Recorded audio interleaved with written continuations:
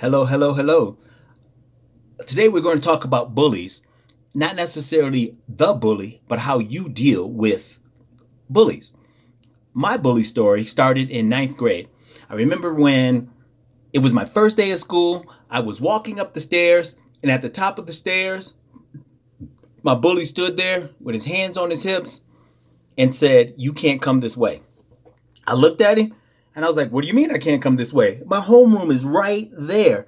He looked at me and said, "No, you're going to have to go down the steps, down the hall, up the other side, and come back through because I'm not letting you up these stairs."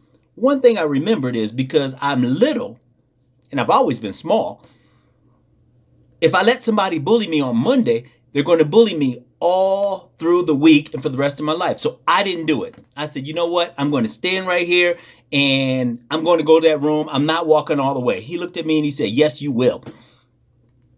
So we stood there face to face, eye to eye,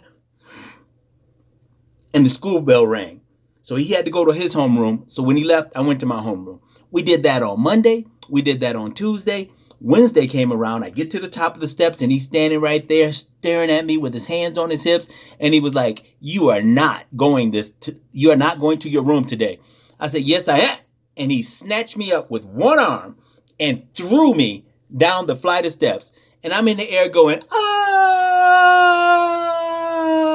And I landed right on the floor on my hands.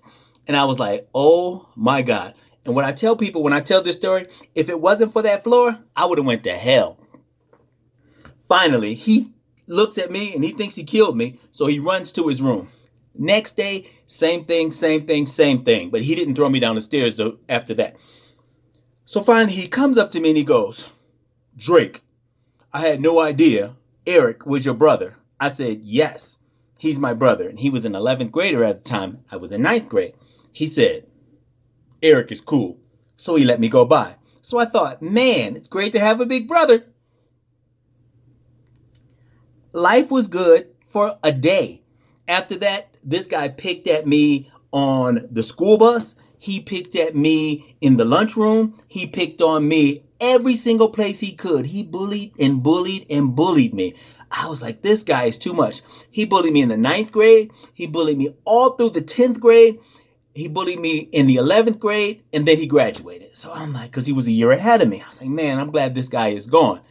Fast forward 15 years later, I come home on leave, and my mom is like, hey, let's go to this graduation party. So we go to the graduation party, and we're walking in the dark, and I'm talking to mom, and I'm talking, I guess, a little loud, and I hear this voice.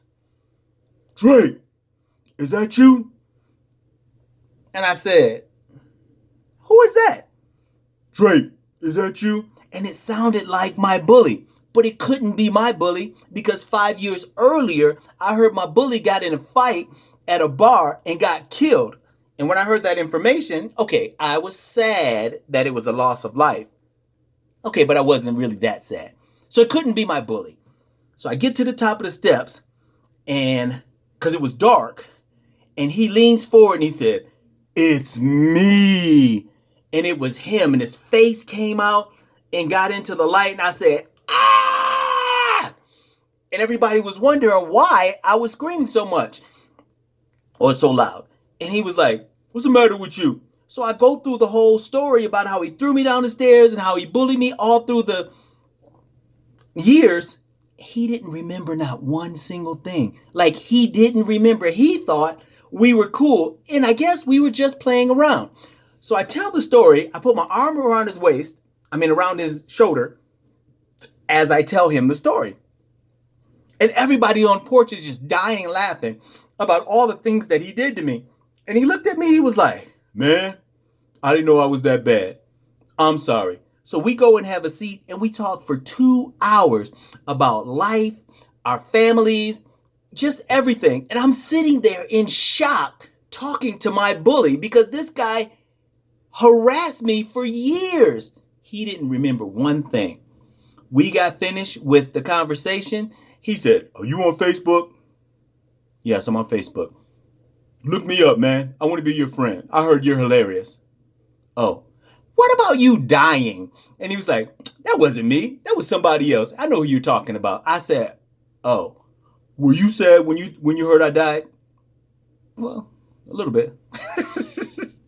So finally, what I got from the story is, even though life is hard for you and you may be going through the most treacherous time with somebody and they may be bullying you or treating you bad, they may not see things the way you do. So I harbored that resentment and anger for 15 years, and come to find out, it was only a blip on his screen. He didn't think of it at all. So remember, sometimes we think things are huge, bad, arduous, but the reality is sometimes they don't really mean much at all. Thank you very much. You guys have a great day.